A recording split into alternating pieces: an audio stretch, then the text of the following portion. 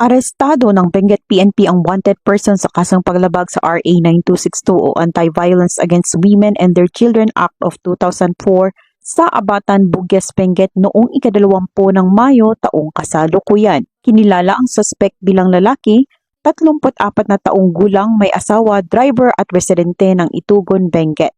Ayon kay Police Colonel Joseph P. Bayungasan, Provincial Director ng Benguet Police Provincial Office, matagumpay ang operasyon dahil sa pagtutulungan ng mga operatiba sa pangunguna ng Benguet PPO katuwang ang matauhan ng Provincial Intelligence Unit, Bugyas Municipal Police Station at iba pang law enforcement unit. Ang akusado ay naaresto sa bisa ng warrant of arrest sa kasong paglabag sa Section 5 ng Republic Act 9262 na may inirekomendang piyansa na 80,000 pisong halaga. Matapos basahan ng kanyang karapatan sa salitang kanyang naiintindihan, dinala ang akusado sa tanggapan ng pulisya para sa tamang dokumentasyon at wastong disposisyon bago i-turn over sa kinauukulang hukuman.